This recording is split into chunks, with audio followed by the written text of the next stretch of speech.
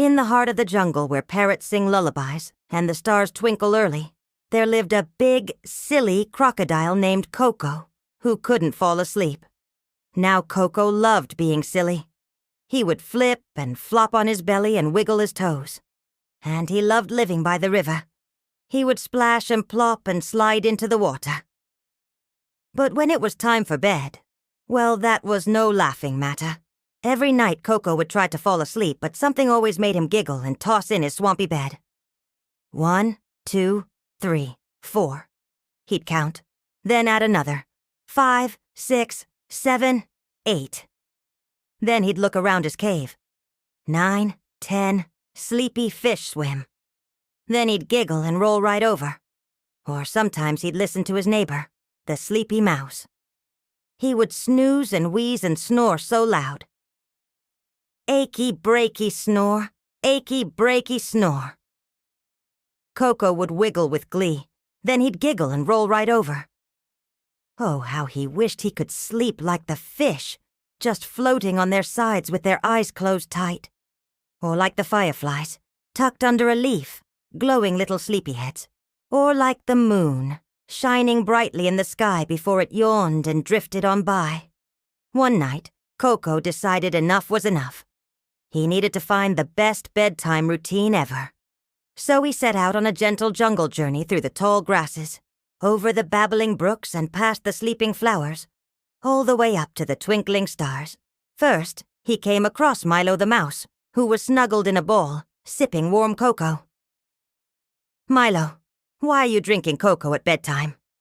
asked Coco. "It warms my belly and helps me feel sleepy," squeaked Milo. "Then I sing myself a sleepy song, and before I know it, I'm fast asleep." And with that, he sang a song so sweet, so slow and calm. It made Coco feel relaxed and ready for a nap. "That sounds cozy," said Coco. "Can I try?" "Of course," squeaked Milo. So Coco took a sip, then another, but it didn't make him sleepy. It just felt nice and warm. So he put the cup down, took a deep breath, and tried to sing the sleepy song.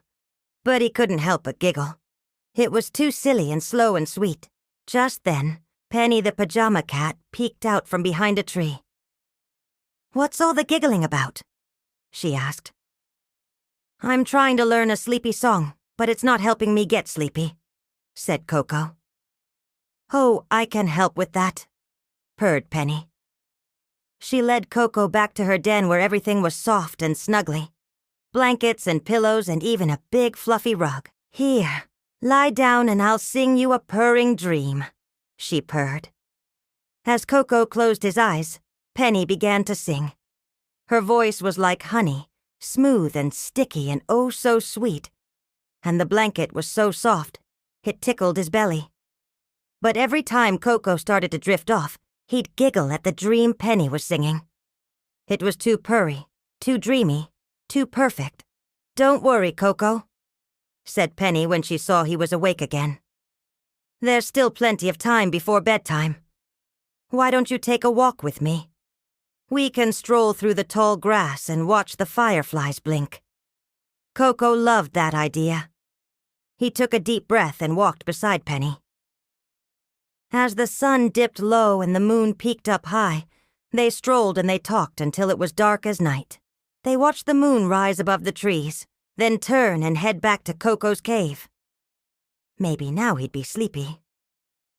But inside his cave, his eyes were still wide open. Just then, Barry the bear poked his head in. "What's all the yawning about?" he asked. "I'm trying to get sleepy, but I'm not very good at it," sighed Coco. "Oh, I know just what to do," boomed Barry. "Come outside and I'll tell you a tale under the stars." So they stepped outside and Coco snuggled up beside Barry. Barry wrapped Coco in the tightest hug ever, his soft furry belly against Coco's cold, scaly one. "Now listen closely," Barry whispered, and he told Coco about a magical land far away, a land filled with yummy treats and giggling geese and dancing trees. Coco felt himself drifting off, his eyelids getting droopy, his breathing nice and slow. But just as Barry's story reached its end, Coco opened his eyes wide. "Wait, I forgot to ask. Where does the story take place?" He giggled. Barry chuckled and gave Coco another sleepy hug. "Silly Coco, you don't need to know where the story takes place when you're this cozy." And indeed, Coco felt so snuggly and warm.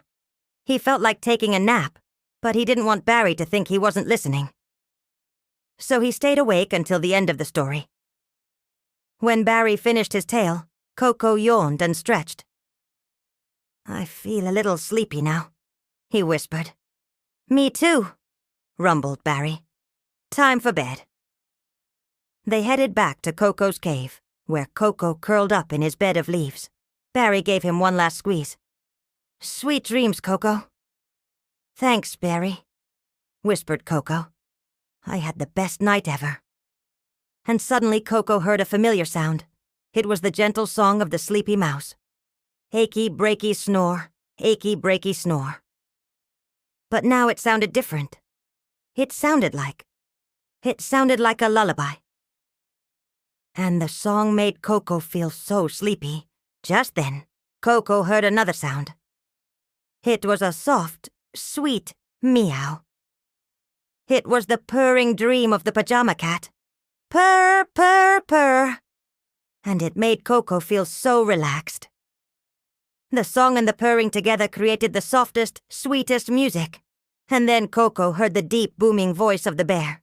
"Once upon a time in a magical land, far away."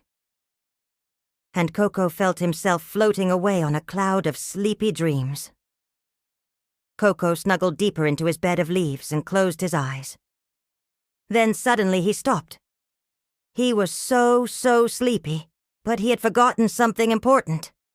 He hadn't brushed his teeth. He wiggled his toes. He wanted to giggle, but he couldn't. He flopped onto his back and stared at the ceiling of his cave. He knew he should keep his mouth open, but it was no use. His eyes grew droopy, his breathing slowed down, and before he knew it, he was fast asleep. The end.